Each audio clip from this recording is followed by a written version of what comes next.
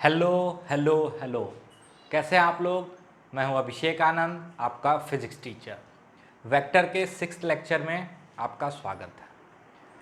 तो last class में हम लोग बात कर रहे थे कि अगर वेक्टर दिया हुआ है तो उसके कंपोनेंट्स कैसे करेंगे for a given particular set of axes, या अगर वेक्टर कंपोनेंट फॉर्म में दिया हुआ है तो उसको कैसे जोड़ेंगे, है ना। बस वहीं से स्टार्ट करते हैं। मान लो अगर एक वेक्टर ऐसे दिया हुआ है, ए वेक्टर बराबर 3i cap minus 2j cap, ठीक। दूसरा vector 2i cap minus 6j cap, है कि नहीं। कंपोनेंट फॉर्म में दिया हुआ ऑलरेडी। तो बताओ इसका रिजल्टेंट वेक्टर क्या होगा। तो रिजल्टेंट वेक्टर जो होगा वो होगा 5i cap minus 8j cap. अगर इसका एक ड्रॉ करना है, रफ ड्रॉ, कैसा ये a प्लस बी दिखेगा, तो देखो x में 5 प्लस की तरफ, y में 8 थोड़ा लंबा, ये मेरा क्या होगा a प्लस बी, है ना। ये 5 यूनिट होगा, ये 8 यूनिट होगा, है ना। अगर आपसे पूछ ले कि ये x एक्सिस के साथ कितना एंगल बना रहा, तो आप बोल दो ये x एक्सिस के साथ क्लॉकवाइज में अल्फा एंगल बना रहा, x एक्सिस के साथ क्लॉकवाइज अल्फा एंगल बना रहा। कैसे लिखोगे, तो आप लिखोगे tan अल्फा बराबर 8/5, या इसी को लिखते हैं हम लोग ऐसे, अल्फा बराबर tan इनवर्स 8/5, है ना। सब कुछ पता चल गया। अगर आपसे पूछ ले कि a प्लस बी का मैग्नीट्यूड क्या है ना, तो a प्लस बी का मैग्नीट्यूड क्या हो जाएगा, आप ही बताओ जल्दी से। अंडर रूट 8² प्लस 5² या 5² प्लस 8², तो under root 25 plus 64 under root 18। तो ये कोई बहुत बड़ी बात नहीं है, कोई दिक्कत। अगर आपको बोल दिया जाए इसी में कि मान लो मेरे पास बी वेक्टर है, लगे हाथ लिखते जाओ, ये सब बेसिक चीजें हैं। 3i cap plus 2j cap,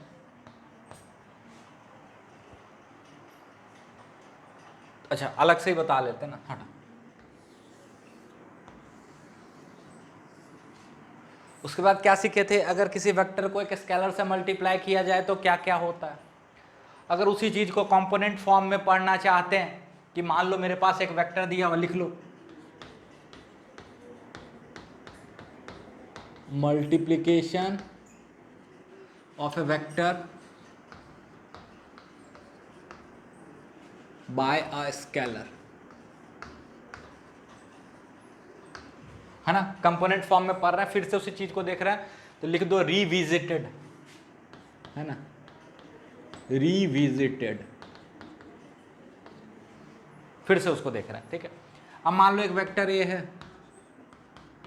2i cap plus 3j cap, और आपसे कोई पूछ ले कि भाई के ए वेक्टर क्या होगा, कुछ नहीं करना है, हर कंपोनेंट को बस के से मल्टीप्लाई कर देना।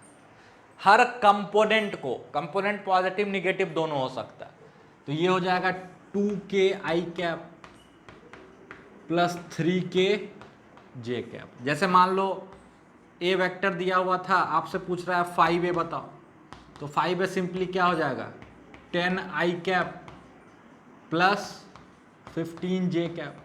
अगर आपसे पूछ ले माइनस ए वेक्टर बताओ, तो लॉजिकली बताओ माइनस ए क्या होगा, जल्दी से, है ना। -1 से मल्टीप्लाई कर रहे हैं बेसिकली, तो -10i कैप माइनस, सॉरी ये है ना,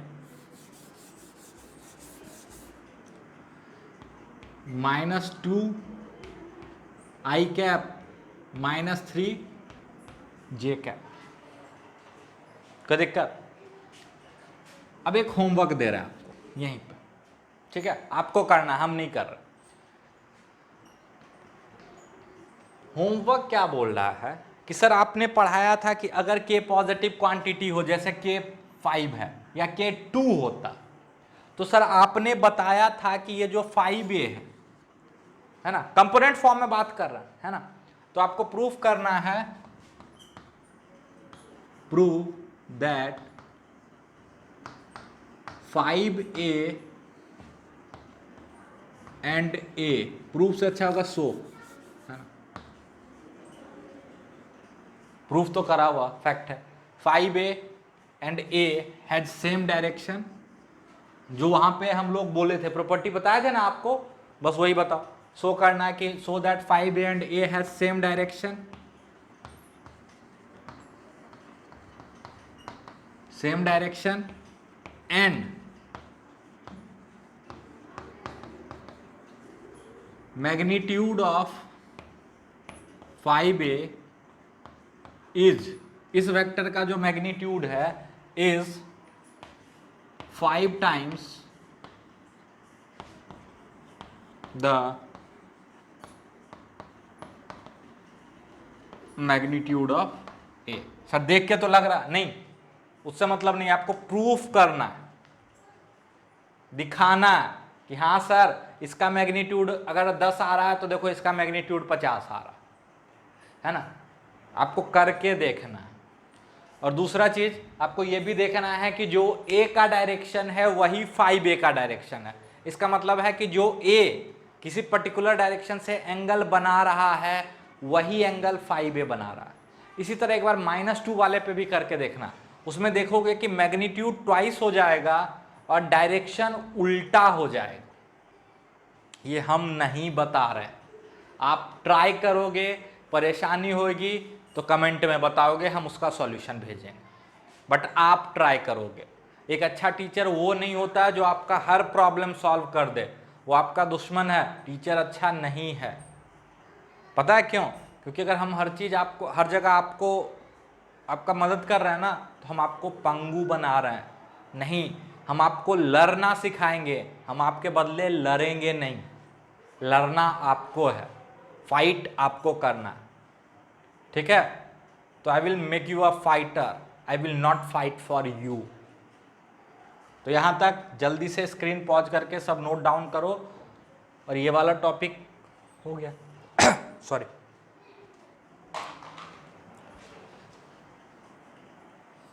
चलिए, तो अब हम लोग बात करेंगे यूनिट वेक्टर इन कंपोनेंट फॉर्म, है ना। जैसे हम लोग सीखे थे वहां पे कि ए वेक्टर अगर मान लो आपको पता है, तो ए का जो डायरेक्शन बताने वाला वेक्टर है, मतलब ए किस डायरेक्शन में है, उस डायरेक्शन के यूनिट वेक्टर को हम कैसे दिखाए थे, ए कैप। और इसको कैसे डिफाइन किए थे, तो ये था A vector divided by its magnitude, याद आ रहा है? अब इसी चीज को कंपोनेंट फॉर्म में समझने की कोशिश करते हैं, ठीक है। कोई सा भी वेक्टर हो, कल हम आपको बार बार बताए थे, आज भी बता रहे हैं, कोई सा भी वेक्टर हो उसको इस फॉर्म में लिखा जा सकता है, a x i cap plus A y j cap, जहां पे ए एक्स और ए वाई क्या है, x and y components respectively, है कि नहीं। ये एक्स कंपोनेंट है और ये वाई कंपोनेंट है, और कंपोनेंट पॉजिटिव निगेटिव दोनों हो सकता है। बिल्कुल ध्यान देने वाली बात है, भूल जा रहे हो तो नीचे लिख लो फिर से, components can be negative can be positive. Vector का मैग्नीट्यूड कभी नेगेटिव नहीं होगा, बट कंपोनेंट नेगेटिव पॉजिटिव दोनों हो सकता है। हाँ सर, अच्छा इस वेक्टर का मैग्नीट्यूड क्या होता है, तो कल वो भी हम बताएं, √ax² प्लस ay²। अब ध्यान से देखो, ये पॉजिटिव स्क्वायर रूट है तो इसका वैल्यू हमेशा पॉजिटिव आएगा, है ना। और ऐसे भी वेक्टर का मैग्नीट्यूड कभी नेगेटिव नहीं हो सकता, ठीक। तो यूनिट वेक्टर जो है ए कैप, वो कैसे डिफाइंड है, तो वो डिफाइंड है sir A vector divided by A. तो ये मत सोचना डिवीजन है, असल में ये ऐसे है 1/a मल्टीप्लाइड बाय ए, है ना। तो 1/a से मल्टीप्लाई कर दो थ्रू आउट, तो ए कैप आ जाएगा ax बटा √a² ए एक्स स्क्वायर प्लस ए वाई स्क्वायर आई कैप, ठीक है, और प्लस ए वाई बटा अंडर रूट ए एक्स स्क्वायर प्लस ए वाई स्क्वायर जे कैप। होगा होगा कि नहीं होगा? यही होगा। अच्छा, ए का मैग्नीट्यूड क्या हो?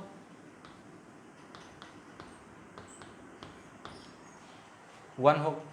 यहां से भी देख सकते हो ए वेक्टर, ये भी वेक्टर ही है, भले ही यूनिट वेक्टर है बट है तो वेक्टर। तो देखो ये इसका एक्स कंपोनेंट, ये वाई कंपोनेंट, और अगर आपको इसका मैग्नीट्यूड निकालना है तो क्या करोगे? एक्स कंपोनेंट का स्क्वायर प्लस वाई कंपोनेंट का स्क्वायर अंडर रूट करके देखो, देखो वन आ जाएगा।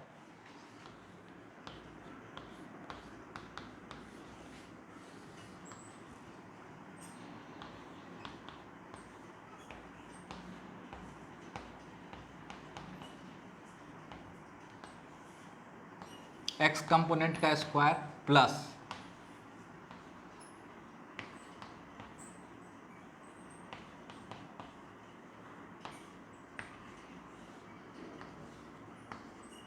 वाई कंपोनेंट का स्क्वायर, है ना। तो ये स्क्वायर रूट से स्क्वायर हट जाएगा तो बचेगा A x square by A x square plus A y square plus A y square by A x square plus A y square. देख लो वन क्या है? वन आ गया ना। और डायमेंशन कुछ भी नहीं है, डायमेंशन लेस क्वांटिटी है, मतलब ऐसा नहीं है कि मीटर पर सेकेंड, किलोमीटर पर सेकेंड, कुछ भी। पक्का? तो एक तो यूनिट वेक्टर लिखने का ये तरीका कंपोनेंट फॉर्म में, याद रखिएगा, ठीक है। एक दो तरीका बताएंगे जो आपको याद होना चाहिए। एक तो ये तरीका, यहां तक नोट डाउन करो फिर आगे लिखते हैं। पहले यहां तक अच्छे से स्क्रीन पॉज करके नोट डाउन करो। अब देखो एक बिल्कुल स्टैंडर्ड नोटेशन की बात करते हैं। तो ए वेक्टर कैसे लिखा जाता था? ए कॉस अल्फा आई कैप प्लस ए कॉस बीटा जे कैप। याद आ रहा है? स्टैंडर्ड नोटेशन जहाँ पे अल्फा और बीटा एक्स और वाई एक्सिस से एंगल था, और कॉस अल्फा और कॉस बीटा को डायरेक्शन कोसाइंस बोलते हैं, है ना। अच्छा, अब यहाँ से सोचो ए कैप क्या होगा? तो सर ए कैप हो जाएगा 1/a इंटू ए वेक्टर, है ना। तो मल्टीप्लाई करो तो ए कैप आ जाएगा आपका कॉस अल्फा आई कैप प्लस कॉस बीटा जे कैप। अब थोड़ा सा और आपको इंपॉर्टेंस समझ में आएगा, और इंपॉर्टेंस समझ में आ जाएगा, ध्यान से सुनो। अगर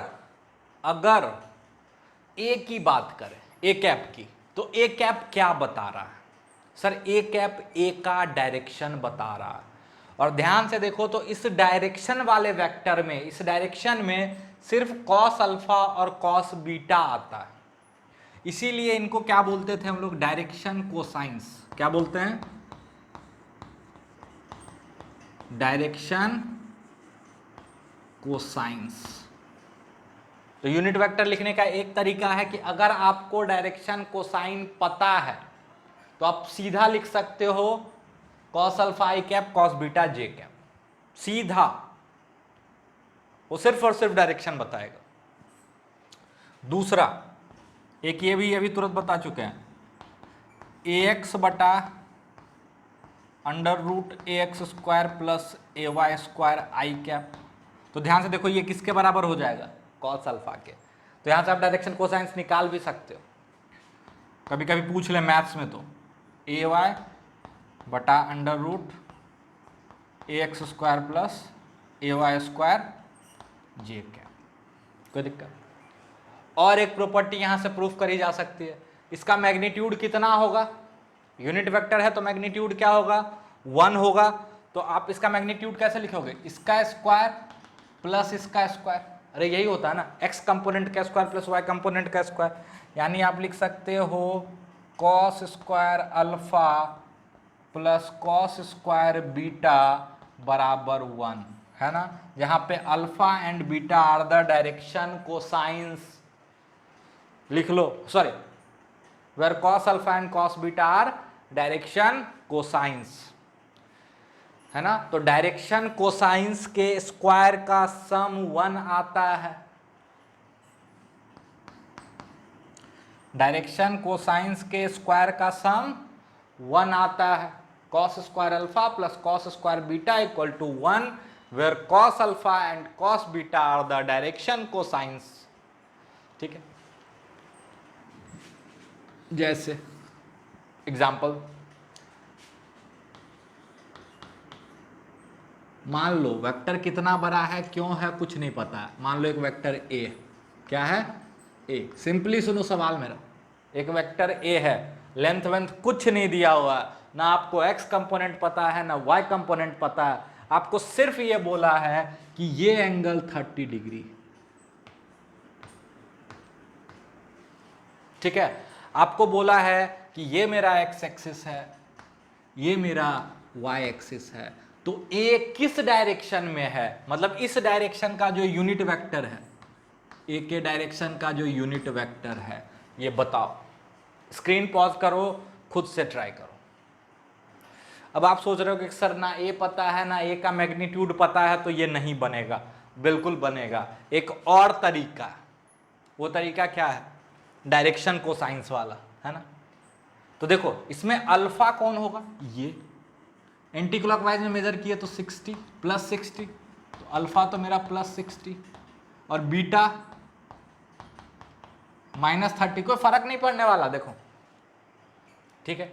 अब सीधा सीधा डायरेक्शन कोसाइंस अगर पता है तो ए कैप क्या हो जाएगा, डायरेक्शन क्या होगा, तो ये होगा सर कॉस अल्फा आई कैप प्लस कॉस बीटा जे कैप, तो कॉस 60 कितना होगा जल्दी बताओ, half I cap minus cos minus theta is cos theta, तो कॉस 30 कितना हो जाएगा, √3/2 जे कैप।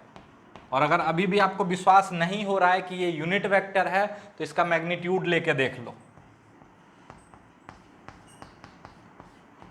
हाफ का स्क्वायर 1/4 प्लस इसका स्क्वायर करोगे तो 3/4, तो √4/4 1 आ जाएगा, आ रहा।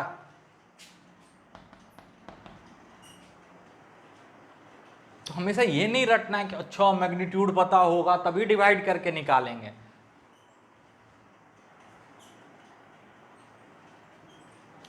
पक्का बात समझ में आ रही है, ठीक है। तो जल्दी से लिखो, फिर एक सवाल देते हैं सिंपल सा। देखो पहले तो ये सवाल पढ़ो और खुद से ट्राई करने की कोशिश करो, देखना वहां पे अब फोर्स लिखा हुआ है, अगर लोगों के नीचे जा रहा तो ध्यान से देखना। A particle is moving with the velocity v बराबर 3 मीटर पर सेकेंड आई कैप प्लस 4 मीटर पर second J cap, a force of magnitude 20 newton is acting opposite to this velocity, velocity के उल्टा काम कर रहा, फाइंड द फोर्स वेक्टर, है ना, f वेक्टर लिखना, ठीक है। तो स्क्रीन पॉज करो, खुद से ट्राई करो। देखो वेलोसिटी वेक्टर क्या,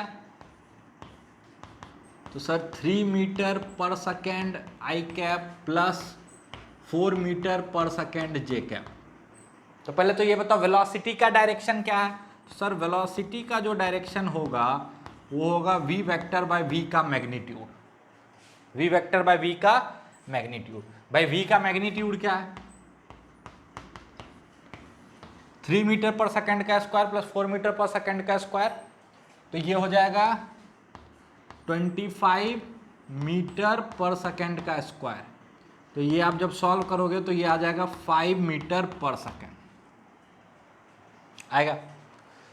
जब इसको डिवाइड करोगे तो v कैप यानी v वेक्टर का जो डायरेक्शन आएगा, देखो मीटर पर सेकेंड गायब, और होना भी चाहिए, इसमें कोई यूनिट नहीं आना चाहिए, तो ये क्या हो जाएगा 3/5 आई कैप प्लस 4/5 जे कैप। ये तो v का डायरेक्शन है, ठीक है। अगर मेरा फोर्स इस v के डायरेक्शन में होता तो हम लिखते हैं फोर्स बराबर magnitude 20 Newton into v cap. लेकिन ये v के डायरेक्शन में नहीं है, v के अपोजिट में है। तो आप ही सोचो, अगर i के डायरेक्शन में, x के डायरेक्शन में तो i कैप, तो माइनस x के डायरेक्शन में minus i cap minus v cap. Minus v cap क्या होगा भाई, जब माइनस यहां लगाओगे तो सब में माइनस लगेगा, अभी तुरंत सिखाएं। तो माइनस v कैप जो होगा ये होगा -3/5 आई कैप माइनस 4/5 जे कैप। चलो मल्टीप्लाई करो, 20 न्यूटन, देखो यूनिट के साथ आएगा बिल्कुल, -3/5 आई कैप माइनस 4/5 जे कैप। तो फोर्स वेक्टर आ जाएगा 5 से 4 -12 आई कैप माइनस 12 न्यूटन आई कैप माइनस 16 न्यूटन जे कैप।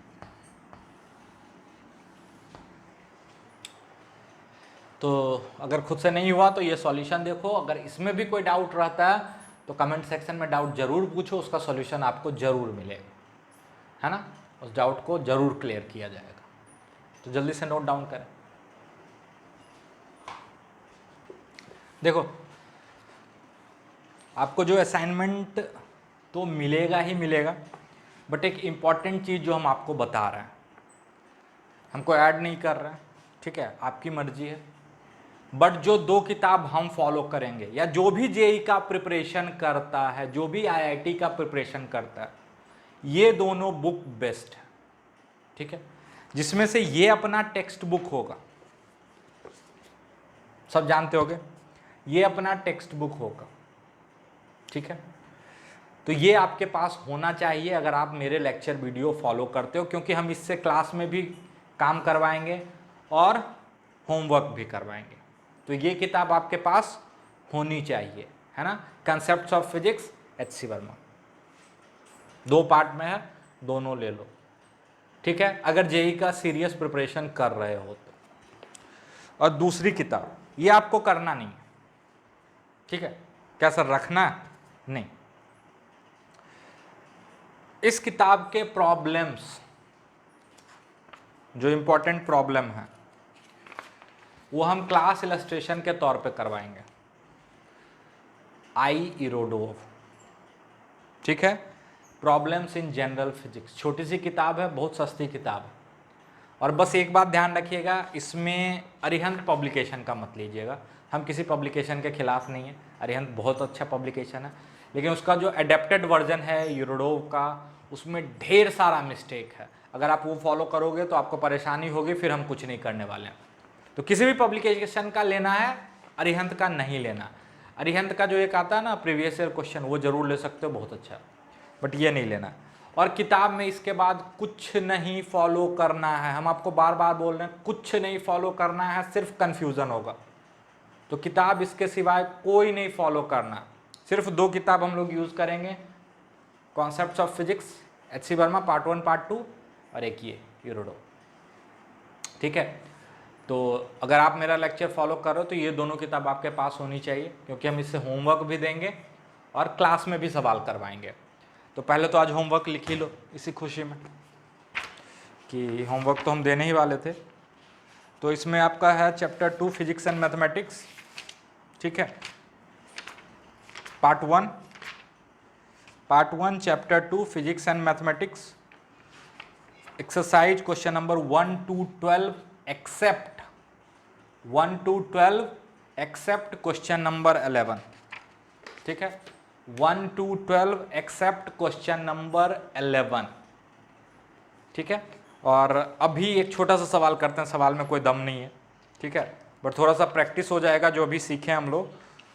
तो अपने पास अगर अभी नहीं है तो आपके स्क्रीन पे सवाल आ जाएगा, ठीक है। बट नेक्स्ट क्लास से आपके पास होना चाहिए। स्क्रीन पे आ जाएगा क्वेश्चन नंबर 4, ठीक है। देखो क्वेश्चन नंबर 4 आ गया स्क्रीन पे। सवाल को देखो, स्क्रीन पॉज करो, खुद से ट्राई करो। चलो अब हम सॉल्यूशन बताते हैं।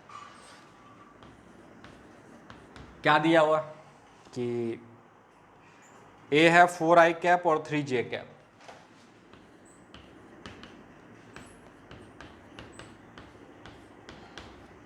और बी है 3i cap plus 4j cap, ठीक है। इसमें आपसे मैग्नीट्यूड पूछ रहा है ए का, बी का, ए प्लस बी का और ए माइनस बी का। ए का, बी का, ए प्लस बी का और ए माइनस बी का। तो ए का मैग्नीट्यूड जल्दी से बताओ, इसके एक्स कंपोनेंट का स्क्वायर प्लस वाई कंपोनेंट का स्क्वायर, ठीक है। बी का मैग्नीट्यूड,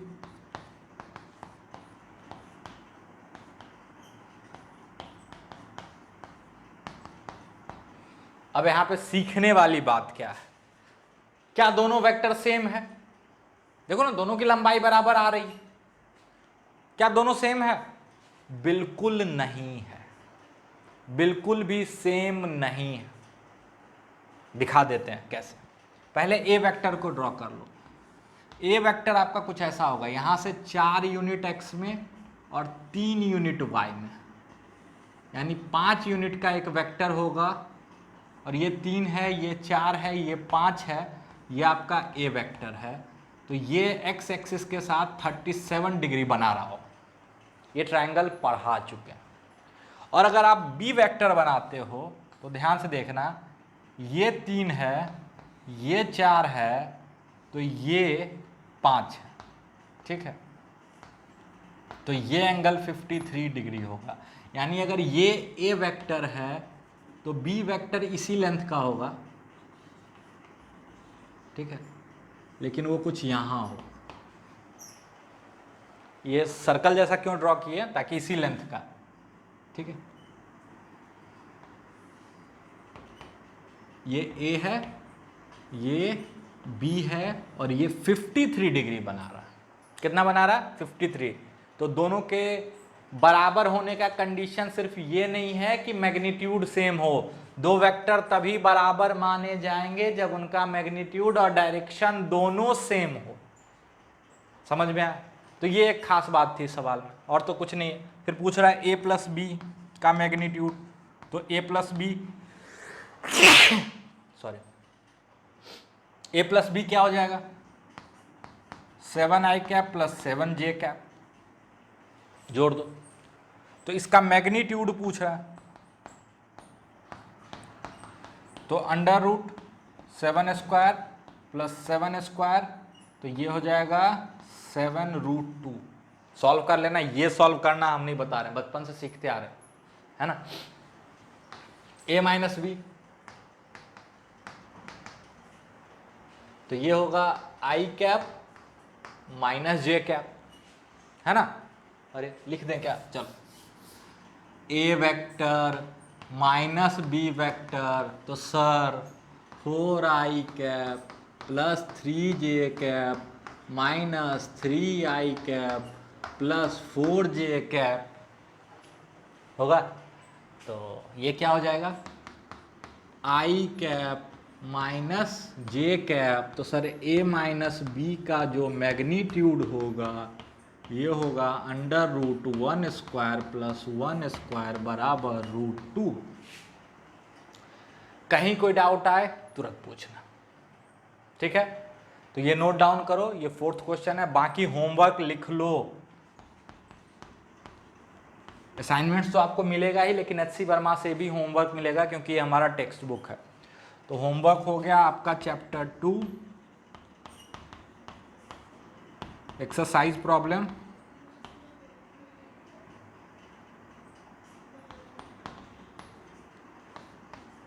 वन टू 12 एक्सेप्ट 11, ठीक है। तो ये आपका होमवर्क है, लिख लो। और अगर 11th अभी पढ़ा दिए तो उस पर भी काम कर लें। ये पहले लिखो जल्दी से।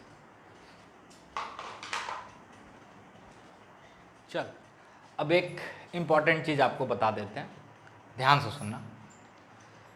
अगर आपको पैरेललोग्राम लॉ याद है तो आपको याद होगा कि ये मेरा ए वेक्टर, ये मेरा बी वेक्टर, बिल्कुल ध्यान से सुनना, ठीक है। अगर हम a प्लस बी की बात करें, किसकी बात कर रहे हैं? a plus b. एक इम्पॉर्टेंट चीज़ आपको बता रहे हैं, अगर याद रहे तो अच्छी बात है, कई बार सवाल जल्दी बन जाता है। अगर इस डायग्राम में हम बात करें ये a ये b, बिल्कुल ध्यान से सुनो, तो a प्लस बी कौन होता है? तो सर यहां से शुरू होगा, यहां पे खत्म होगा। ये क्या है मेरा? a plus b. कोई दिक्कत? कोई दिक्कत? बता चुके हैं। अब अगर हम इसी में बात करें a माइनस बी की, सर ये क्या होगा?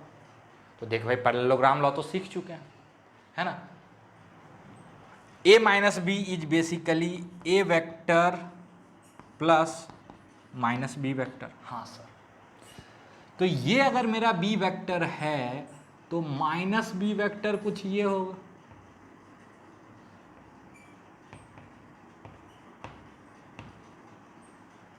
हाँ सर, अच्छी बात। अच्छा, तो a माइनस बी कौन होगा? a में माइनस बी वेक्टर जोड़ना है, तो ये a, ये माइनस बी, तो बनाओ पैरेललोग्राम, कुछ ऐसा बनेगा। तो ये वाला जो डायगोनल होगा ये हो जाएगा a माइनस बी, और ये है मेरा a प्लस बी। बिल्कुल ध्यान से सुनना, ये जिस डायरेक्शन में है उसी लाइन के अलोंग ये है, तो ये जिधर है उसी लाइन के अलोंग ये भी है ना। ये पैरेललोग्राम, ये भी पैरेललोग्राम, तो इसका लेंथ b के बराबर, तो इसका लेंथ भी b के बराबर, तो बेसिकली यही पैरेललोग्राम ये भी है ना। बस फर्क क्या हो रहा है, a प्लस बी अगर ये डायगोनल है, ध्यान से सुना, a प्लस बी अगर ये डायगोनल है तो a माइनस बी ये डायगोनल है। a प्लस बी अगर इसी को यहां से यहां रख दो ना, तो देखो ना पैरेलल ही है और सेम लेंथ का, यही है ना। अरे दोनों पैरेललोग्राम सेम है, इसको यहां चिपका दो, तो ये वाला जो वेक्टर है ये है आपका a माइनस बी। मतलब जो सा डायगोनल a प्लस बी है, दूसरा डायगोनल a माइनस बी है, लेकिन ध्यान ये रखने का कि वो जो a माइनस बी है वो शुरू कहां से होगा? तो बाद वाले वेक्टर से, b से शुरू हो रहा ना, उसका टेल कहां है? b पे। मतलब अगर हम आपको बोल दें कि देखिए मेरा c है, ये मेरा d है, तो बताओ c माइनस डी कौन होगा? तो तुरंत ऐसा सोचने का, अच्छा पैरेललोग्राम बनाइए सर। हाँ सर, तो ये तो सर c प्लस डी हो जाएगा, ये क्या हो जाएगा? c plus D. c minus D कौन होगा? तो सर ये डायगोनल, लेकिन उसका भी डायरेक्शन तो पता होना चाहिए, तो क्या है? c माइनस डी, शुरू कहां से होगा? d से, ये हो जाएगा मेरा c माइनस डी। बात समझ में आई? बात समझ में आई? नहीं आया तो फिर से देखो, अगर हम बोले एक वेक्टर x है, एक वेक्टर y है ना, y माइनस एक्स बताओ, y माइनस एक्स बताओ। देखो, तो y माइनस एक्स ये होगा y प्लस एक्स, तो ये होगा y माइनस एक्स। लेकिन y माइनस एक्स ऐसे वाला कि ऐसे वाला? तो सर शुरू कहां से होगा? x से।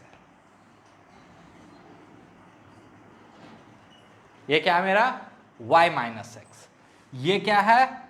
x माइनस वाई, है ना, और ये क्या है? x plus y. ठीक है, तो जल्दी से नोट डाउन करो, एक इंपॉर्टेंट बात थी जो कई बार काम में आ सकता है। ठीक है, तो लिख लो। चलो, एक छोटा सा टॉपिक है वेक्टर डॉट प्रोडक्ट। ठीक है, टॉपिक ठीक ठाक है। आज इसका थोड़ा सा इंट्रोडक्शन वाला पार्ट करते हैं। ठीक है, हम क्या बोलते हैं, वेक्टर मल्टीप्लिकेशन हम लोग 3 तरह का करेंगे। वेक्टर का मल्टीप्लिकेशन स्केलर के साथ, वेक्टर का मल्टीप्लिकेशन वेक्टर के साथ वो 2 तरह का होगा, एक डॉट प्रोडक्ट और एक क्रॉस प्रोडक्ट। ठीक है, तो आज हम लोग स्टार्ट करेंगे डॉट प्रोडक्ट। डॉट प्रोडक्ट, और इसको हम लोग स्केलर प्रोडक्ट भी बोलते हैं। ठीक है, मान लो आपके पास एक वेक्टर ए है और एक वेक्टर बी, ध्यान से सुनना, और इसके बीच का एंगल थीटा। अच्छा, ए और बी के बीच का एंगल थीटा है कि बी और ए के बीच का एंगल थीटा है? सर कोई फर्क नहीं पड़ता, दोनों एंगल थीटा ही। अरे ए बी के बीच का एंगल निकालो या बी ए के बीच का एंगल निकालो, बात तो सेम ही है ना। क्या, तो दोनों का टेल टेल जोड़ो, छोटा एंगल। ठीक है, इसको स्केलर प्रोडक्ट इसलिए बोलते हैं कि जब इन दोनों का डॉट प्रोडक्ट करते हैं या स्केलर प्रोडक्ट करते हैं तो जो रिजल्ट आता है वो एक स्केलर क्वांटिटी होता है। कैसा क्वांटिटी? स्केलर क्वांटिटी, मतलब नंबर। क्या होता है? नंबर। ध्यान से सुनो, इसको ऐसे डिनोट किया जाता है, रिप्रेजेंट किया जाता है, ए डॉट बी। और जब ऐसे डॉट करते हो ना, मतलब ऐसे प्रोडक्ट निकालते हो, तो ये एक स्केलर बन जाता है। क्या बन जाता है? स्केलर। मतलब इक्वलिटी के इस तरफ स्केलर है तो इधर भी क्या होगा? स्केलर। और उसका वैल्यू होता है पहले वेक्टर का मैग्नीट्यूड यानी ए का मैग्नीट्यूड, दूसरे वेक्टर का मैग्नीट्यूड यानी बी का magnitude, into cos of angle between them.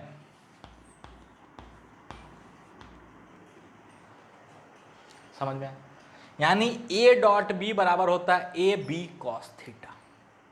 ठीक है, अब मेरा सवाल है कि ये डॉट प्रोडक्ट पॉजिटिव होगा, निगेटिव होगा या जीरो होगा?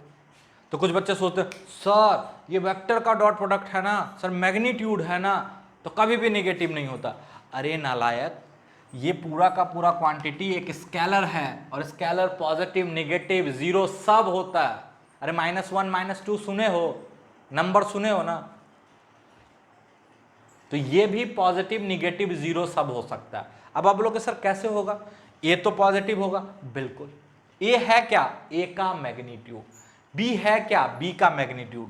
तो ये दोनों तो हमेशा पॉजिटिव होगा।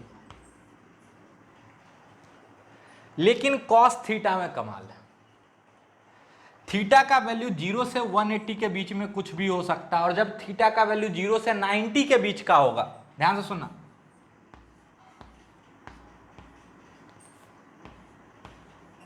तो कॉस थीटा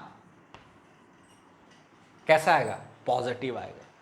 और जैसे ही कॉस थीटा पॉजिटिव आएगा तो उस समय डॉट प्रोडक्ट भी क्या हो जाएगा?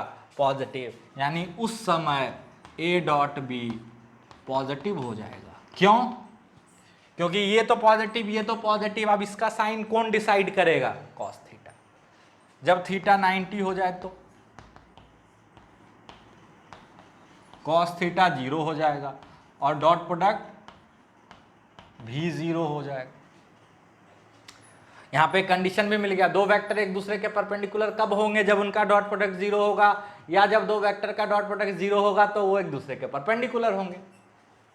और तीसरा, जब थीटा 90 से बड़ा हो और 180 या 180 से छोटा, 180 है, ठीक है, 180, तो कॉस थीटा कैसा होगा? निगेटिव। उस केस में ए डॉट बी भी कैसा होगा? निगेटिव। तो a dot b positive, 0 negative दोनों हो सकता है। और इसका सबसे पहला यूज आपको मिलेगा, यूज मिलेगा जब हम लोग वर्क पढ़ेंगे। क्या पढ़ेंगे? Work energy. ठीक है, तो वहां पे यूज मिलेगा। इसका बाद जो दूसरा प्रोडक्ट है दैट इज वेक्टर प्रोडक्ट, उसका यूज सीधे रोटेशन में आता है, तो उसको अभी नहीं पढ़ेंगे। अभी पढ़ेंगे भूल जाएंगे, तो बेटर है ना वहीं पढ़ें जहां जरूरत होगी। है कि नहीं? तो वो वाला पार्ट हम छोड़ के चलते हैं, ठीक है, उसको रोटेशन में पढ़ाएंगे, उसके लिए घबराने की ज़रूरत नहीं है, या कहीं बीच में मन कर गया तो पढ़ा देंगे। तो ये सिंपल डेफिनेशन है ए डॉट बी का। अब इस पे सवाल क्या टुच्चा सा बन सकता है, देखो भाई एक वेक्टर 3 यूनिट का है, एक वेक्टर 4 यूनिट का है, बीच का एंगल 60 डिग्री है, बताओ इनका डॉट प्रोडक्ट क्या होगा? तो सर ए डॉट बी जो होगा ना, इसका मैग्नीट्यूड इंटू इसका मैग्नीट्यूड इंटू कॉस 60, सर 6 हो जाएगा। तो हो जाने दो ना, क्या इस तरह के सवाल कराने की ज़रूरत है? बोलो। हाँ, आप 11th-12th के लिए पढ़ रहे हो, वो भी किसी बोर्ड्स के लिए, तब शायद ऐसा सवाल है, अदरवाइज नहीं आने वाला है ना। तो इस पे टाइम पास नहीं करते। एक होमवर्क जो यहाँ पे हम आपको दे रहे हैं, जिसको हम अगले क्लास में स्टार्ट करेंगे, वो ये है कि आपको प्रूफ करना है ए डॉट बी बराबर बी डॉट ए, यानी vector product is commutative. Vector product is commutative, sorry, dot product is commutative. आपको क्या प्रूफ करना है? Dot product is commutative. तो आज का क्लास यहीं फाइनल करते हैं। बहुत सारी चीज़ें सीख लियो, अब अप्लाई करना शुरू करो और होमवर्क जरूर करना। बिना होमवर्क के अगर नेक्स्ट क्लास करते तो कोई फ़ायदा नहीं, ठीक है? बाकी आपकी मर्जी। और अगर अच्छा लगा हो तो लाइक शेयर सब्सक्राइब जरूर करें। Thank you.